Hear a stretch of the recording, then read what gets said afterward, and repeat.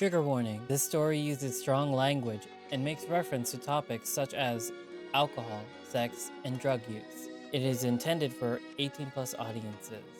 Viewer discretion is advised. There's no going back to where we were, but I can still wander our clifftop path down to Clee's Clove, where we first met, where you held me still close to your heart. A memory warped, warm in white winter linen. When your fingers slipped between mine, they filled spaces I never knew were there. After all these years, you stayed moored in my mind. A beacon through sea fog, far from land. I know these path always leads here, but I hope that one day they'll take me back to you, back to your home, back to the person I knew. You'll flow around me until all those spaces are filled. Until then, Griff. Dawntide, Chapter 1. Let's go.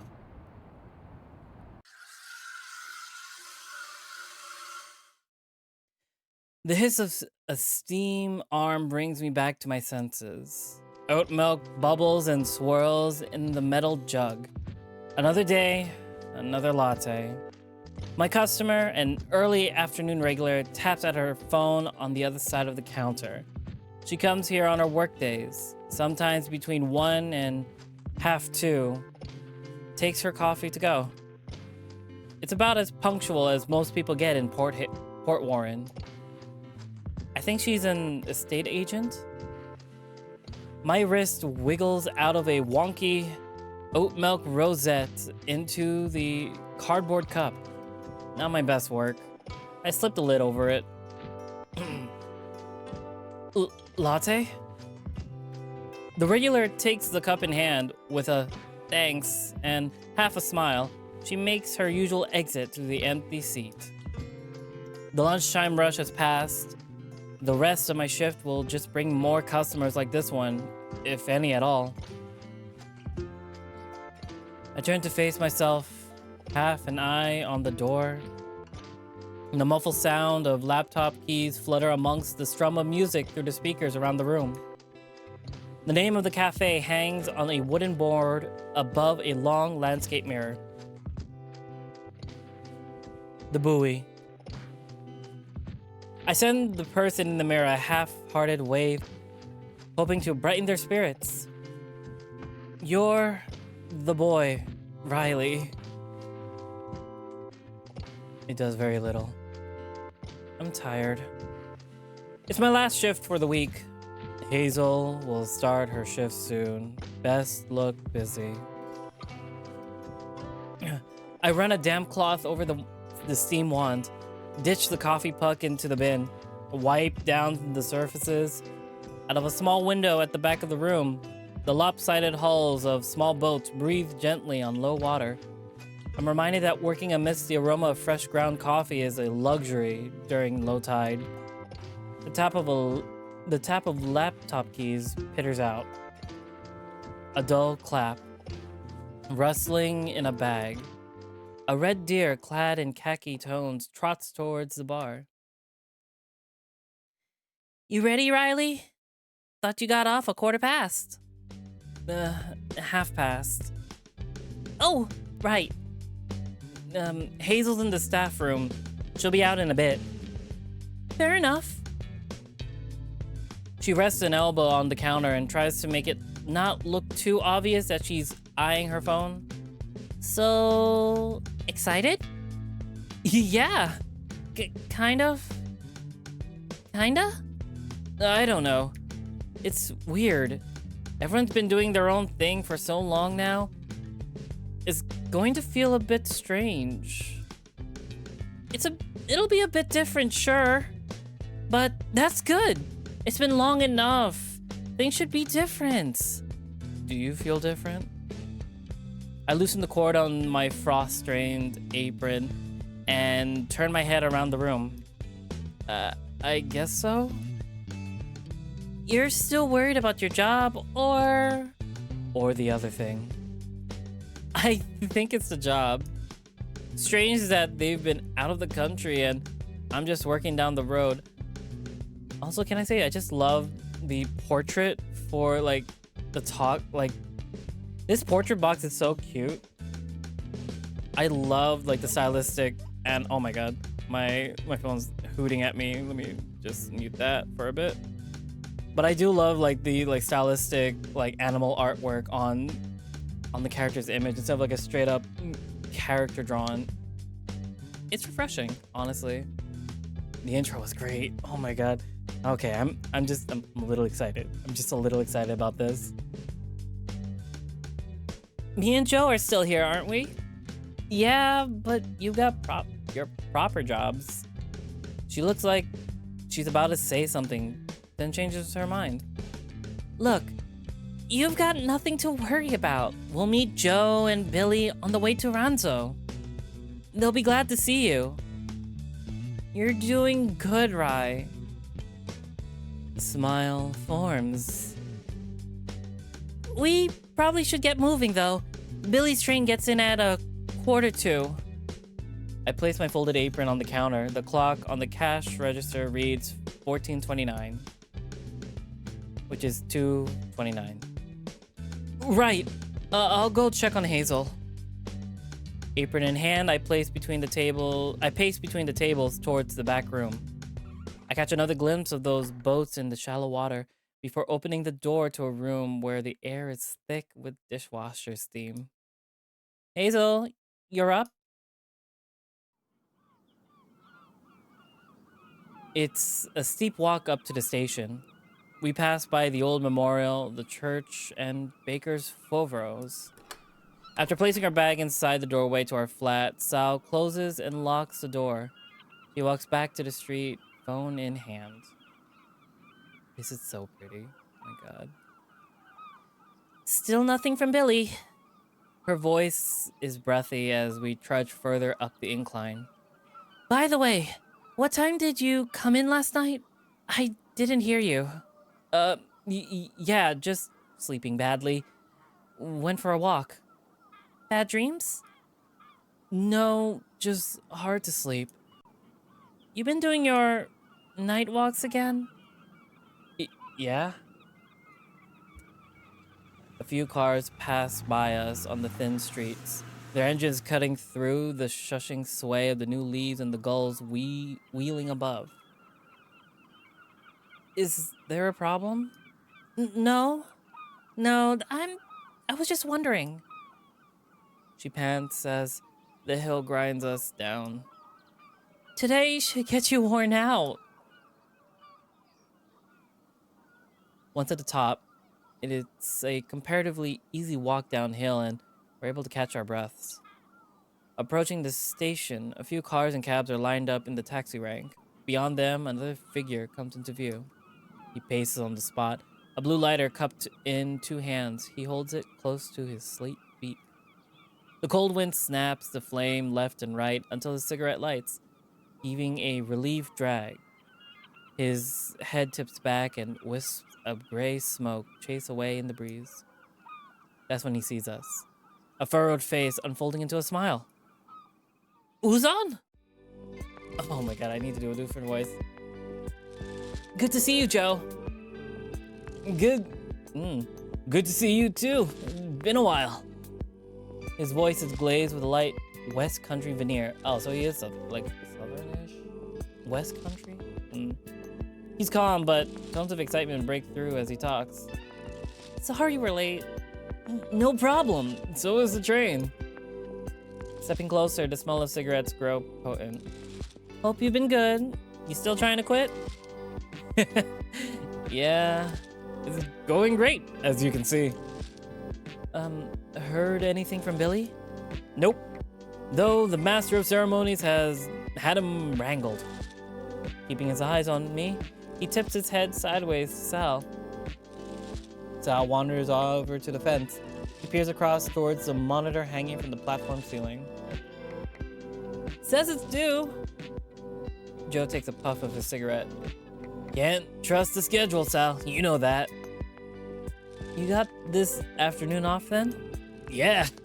Bit hard with the festival coming up, but I got a few days off, actually. What you showing at the museum this year? Boats? Joe smirks, sizzles with the burning tobacco. Who told you? Are they not just using the same stuff as last year? Take the old pictures out from the back room and sling them upright? Ha!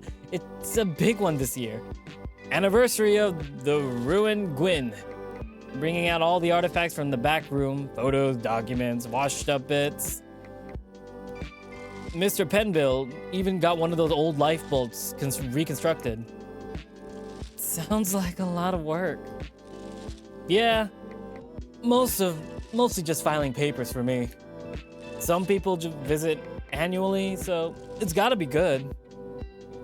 He tweezes a couple of small pale feathers from under his chin. Don't worry too much about it. If they're traveling in each year, they're probably happy enough to see the boat. They're like train spotters, aren't they? It's coming! Oh, speaking of, we walk around to the station entrance, a small brick building fitted with sliding glass doors for a brush of modernity. Sal is fiddling with her phone again. The train slides to a halt at the platform. The number of carriages exceeds its length. Above the barriers are glossy pictures of beaches and meadows, advertisements for the sights around the country. Most alighting here to stay on the platform, likely waiting for another train to whisk them away to somewhere scenic. Some passengers start to file out through the gates. We keep our eyes peeled for a lap-in figure. A good number of people pass by us, but there's no sign of him. Maybe he's in first. It's right at the back. I guess? Fuck's sakes!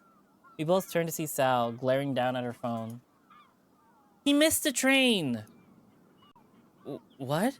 Needed a message before? That's what I said!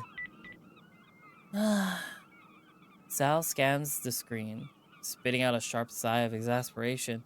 She reads out loud, was out of bat, had to recharge it when I got on the next one. Unbelievable.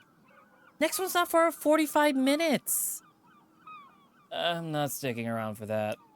Me either. I'm telling him to meet us at the pub. This seems to perk Joe's plumage. Get in. A chill wind nips at the back of my neck. Can't argue with that. It'll be warmer. Or, since Billy's late, we should meet Ranzo properly at the docks. Sal takes a moment, pressing her fingers to her forehead. Sure, that works. Sounds good to me. Let's head down. We head east towards the dock, cutting around the back of the town, following the path of the railway. Midway down, the chug of a freight train grows louder until it passes us, up on the old stone viaducts. Pillars of light scan over Sal and Joe, cast from the gaps in the container's carriages. Looks like everything's running late today. I was on time. You weren't, Joe says with pride. It is a turn up for the books. Sal turns her attention to the treetops ahead. The funnel of a cargo ship pokes above them. I'm gonna text Ranzo so he knows where we are. Wait, I thought we were gonna surprise him. I'd really rather keep this simple. Come on, he's been following orders all week. It's been a long time since you've seen Ranzo. Be straightforward. Call him first. No, make it a big surprise. He'll love it. Oh, I guess we should call Renzo first. Knowing me, I would call him first. Sal's got a point. He might be out already. Fine. I'll text him now. Sal starts typing out a message. How's the job going, Riley? Not bad. Pretty quiet most of the time. Bit boring. Better than stressful, though, right? Yeah, I mean, it's not stressful.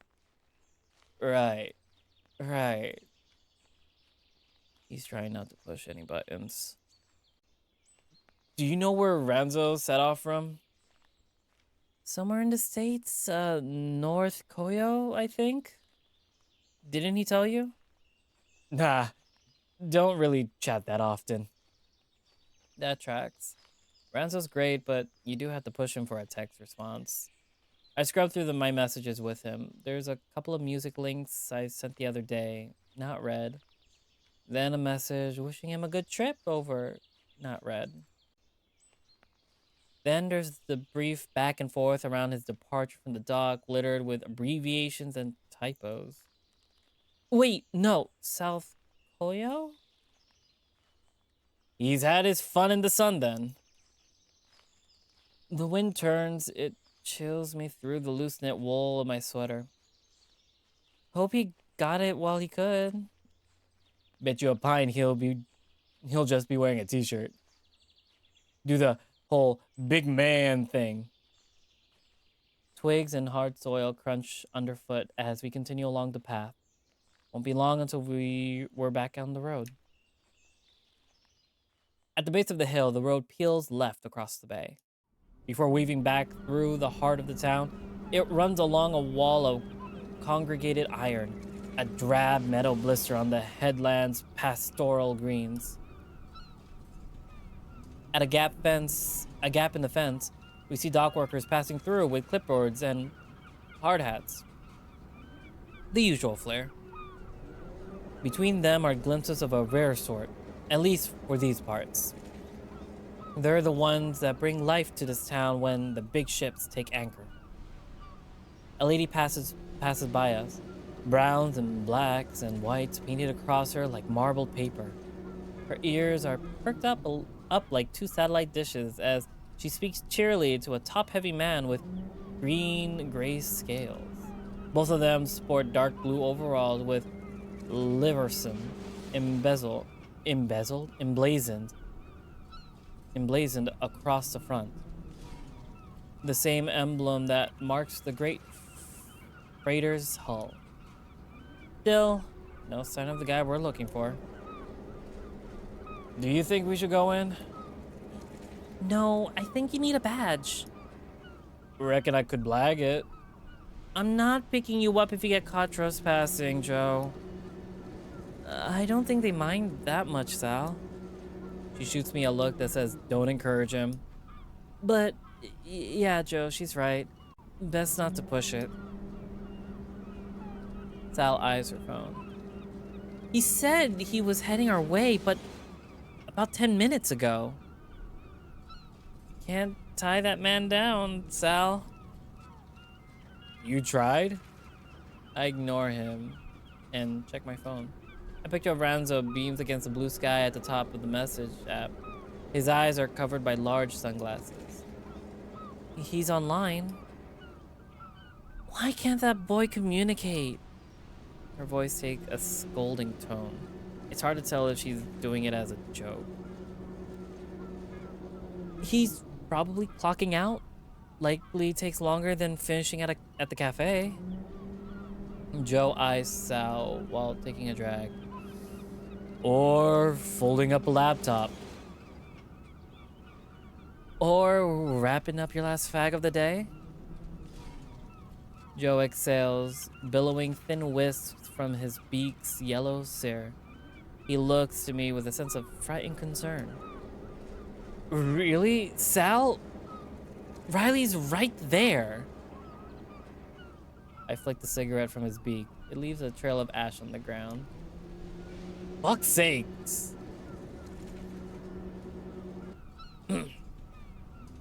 Thought you were trying to quit. Piss off. Joe bends down to pinch the cigarette from the floor before the wind blows it away. I've known Joe about as far back as I can remember. Sal, too. He's a cheeky bastard, and sometimes you got to give him some back. Gotta give some back to him. He returns with the now bent cigarette in hand. Grim. 3-second rule. I don't. No, it has to be the friend. I don't think that counts on a dockyard, Flo Joe. From behind us, a thick voice parts the wave of industrial noise. It speaks with confidence, a confident sense of belonging, as though it were already a part of the conversation. It's similar to Joe's, but the southwestern tone is layered on thick, so he is southern. It feels like part of the land itself. The sound traces back to a broad, scruffy sea dog wearing a tender grin spread out behind a muzzle of gray scruff. Ranzo! We all crowd around him, arms held out. He greets us each in turn, giving us a long, tight squeeze. He's so fucking cute. Oh my god. With his arms around me, it feels as though he never really left. His shirt smells freshly ironed with a note of lingering sea spray. He's warm and homely, and as my eyes meet his shirt, I'm staring respectively. And as my ear meets his shirt, I hear the pillowing of dense hairs beneath it. Also, look at the artwork on the side, like the little portraits are so cute. You let the fuzz grow out. Yeah, you kinda need it out there. We had to take the north way around, so I'm glad I kept it. Also, his name is Ranzo. He's southern, apparently. But you're still gonna wear a shirt? But you're still wearing... Ugh, my god, I'm eating my words. But you're still just wearing a shirt. Told you, Riley. It suits you, Rans. The fuzz? Yeah. It's like you're some crazy old lighthouse keeper or something. In like a cool way. Ranzo snorts, the hot air quivering the hairs on his snout. And you look like some weirdo librarian. In a cool way. Joe's laugh is speckled with high chirps. Oh, he does like... he like little chirping sounds. I can't do the chirps. I can roll my tongue, but like I can't do the chirping sound. Oh my god. Joe's laugh is speckled with high chirps. He tries to stifle them. I think that's pretty spot on. Ranzo takes a deep breath and looks around, basking in the moment before his brow furrows. Wait, where's Billy? He missed his train. I've told him to meet us at the chariot. Ah, we still going now, or are we gonna have a mosey first? Plenty of time to mosey tomorrow. Riley owes me a drink. We should probably get there before Billy does. Let's go. The walk to the chariot takes us along the narrow main street to our left. To our left, buildings are cramped together, clambering up a steep hill. On the right, little roads break off down to the seafront, where wooden benches sit empty with flapping parasols bearing their venue's name. Pubs and bars are some of the only places able to hold their own in recent years. Stubborn nails jutting out amongst the shops and cafes that come and go with the tide. Around half of the storefronts lay vacant, the remaining signage marked by boards reading "To Let," standing only to remind passers-by what used to be there. They're empty. Dark rooms make their broad street-side windows into ghostly mirrors. Ranzo, Sal, and Joe are walking ahead and chatting about something I can't make out. It's muffled, and I'm pacing slowly in that hazy reflection. Murky figures pass around us. The lens of the hollow room paints them in the air like smoke, their locals and visitors alike blended into a weaving rhythm. A brightness ripples somewhere between the gray half-formed figures and the faded glass, an amorphous streak of light. Its presence grows, flickering through the gaps in the unseeable space between. It's not a stray beam of light, it's someone else. Someone walking through the crowd with a white tail trailing after. They walk with purpose. Towards me. I break eye contact with myself, turning to face the approaching figure. Standing before me, it's